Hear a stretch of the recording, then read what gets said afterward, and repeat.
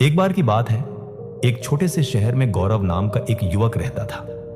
वह बहुत ही आलसी था और अपने जरूरी कामों को हमेशा टालता रहता था, जिसके कारण वो अपनी पढ़ाई में अच्छा स्कोर नहीं कर पा रहा था। उसके परिवार वाले उससे हमेशा कहते थे, बेटा समय का मूल्य समझो, जो समय अभी तुम बर्बाद कर रहे हो वह कभी वापस नहीं आएगा। लेकिन वह हमेशा उनकी बातों को नजरअंदाज कर देता था। वह सोचता, अभी तो बहुत समय है, बाद में कर लूंगा। वह पढ़ाई करने के लिए शहर गया, लेकिन उसकी आदतें नहीं बदली। वह अपना पूरा दिन दोस्तों के साथ मस्ती करता और रील्स स्क्रॉल करता रहता। गौरव के शहर में एक बुजुर्ग आदमी रहता था, जो बहुत ही बुद्धिमान और ईमानदार था। एक दिन गौरव ने तय किया कि वह उस बुजुर्ग आदमी से मिलेगा ताकि वह कुछ सीख सके। गौरव उस बुजुर्ग आदमी के पास गया। वह बुजुर्ग आदमी पेड़ के नीचे बैठकर मेडिटेशन कर रहा था। गौरव ने उसे नमस्कार किया और कहा, मेरी मदद कीजिए, मैं जिंदगी में विफल हो रहा हूं। हर बार मेरे दोस्त मुझसे आगे निकल जाते हैं, लेकिन मैं हमेशा पीछे रह जाता हूं। मुझे उन सबसे अच्छा बनना है। मुझे बताइए कि मैं ये कैसे कर सकता हूं। बुजुर्ग आदमी ने कहा, बेटा तुम संघर्ष झेल रहे हो क्योंकि तुम अपने कामों को हमेशा टालते रहते हो और समय की कदर नहीं करते। मैं तुम्हें एक कहानी सुनाता हूं जिससे तुम समय के मूल्य को समझ सकोगे। बुजुर्ग आदमी ने कहानी शुरू की। एक बार की बात है, एक राजा था जो बहुत दयालु था। वह अपनी जनता से बहुत प्यार करता था और उनकी मदद किया करता था। एक दिन उसे एक व्यक्ति मिला जो बहुत ही आलसी और गरीब था। उसके पास न तो पैसे थे, न ही नौकरी और न ही इज्जत। वह हमेशा अपनी परेशानियों का दोष दूसरों को देता था। राजा ने उससे उसकी जिंदगी और उसकी परेशानियों के बारे में पूछा।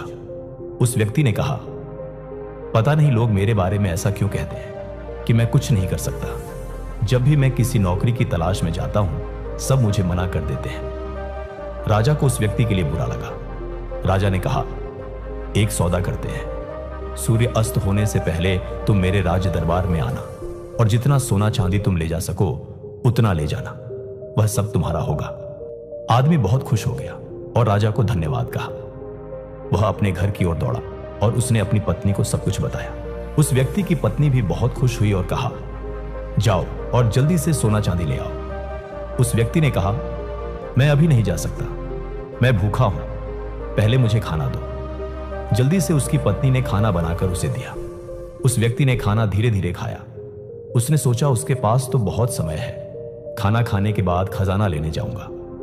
खाना खाने के बाद उसे नींद आने लगी। उसने सोचा, मैं अभी थोड़ी देर सो लेता हूं, कुछ देर बाद चला जाऊंगा। उसने सोचा कि वह थोड़ी देर ही सोएगा, लेकिन वह 2 घंटे के लिए सो गया। जब वह सोकर उठा, उसने देखा कि देर हो गई है।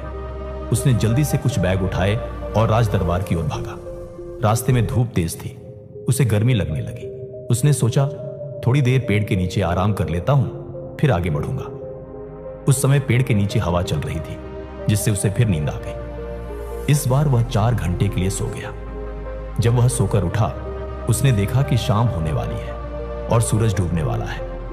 वह जल्दी से बैग उठाकर राज दरबार की ओर भागा, लेकिन जब वह राज दरबार पहुंचा तो सूरज डूब चुका था और दरवाजे बंद हो चुके थे। वह व्यक्ति बहुत दुखी हो गया। उसने अमीर बनने का एक अच्छा मौका गंवा दिया क्योंकि उसने समय के मूल्य को नहीं समझा। उस बुजुर्ग आदमी ने कहानी को खत्म किया और गौरव की तरफ देखा। गौरव के पास कोई शब्द नहीं थे। उसे अपनी गलती का एहसास हुआ। गौरव ने उस बुजुर्ग व्यक्ति को धन्यवाद दिया और घर वापस लौट गया।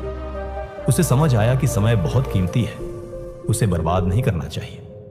उसी दिन से गौरव ने अपने लक्ष्यों पर काम करना शुरू किया।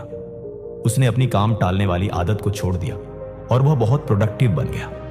कुछ ही दिनों बाद वह अपने सभी दोस्तों से आगे निकल गया और कॉलेज का सबसे होनहार बच्चा बना। इस कहानी से हमें यह सीख मिलती है कि समय सबसे मूल्यवान संपत्ति है। अगर हम इसे बेकार की चीजों में बर्बाद करेंगे तो हमारे पास पछताने के अलावा कुछ नहीं बचेगा। हर अवसर का सही समय पर लाभ उठाना चाहिए, क्योंकि खोया हुआ समय कभी वापस नहीं आता। इसलिए आज से ही अपने समय का सदुपयोग करें और अपने लक्ष्यों पर केंद्रित रहें। दोस्तों, अगर आपको यह कहानी पसंद आई हो तो कृपया इसे लाइक करें और अपने दोस्तों के साथ शेयर करें। अगर आप ऐसी ही और प्रेरक कहानियों को सुनना चाहते हैं तो हमारे चैनल को सब्सक्राइब करें और बेल आइकन दबाना ना भूलें। ताकि हमारी नई कहानियां आप तक सबसे पहले पहुंच सकें।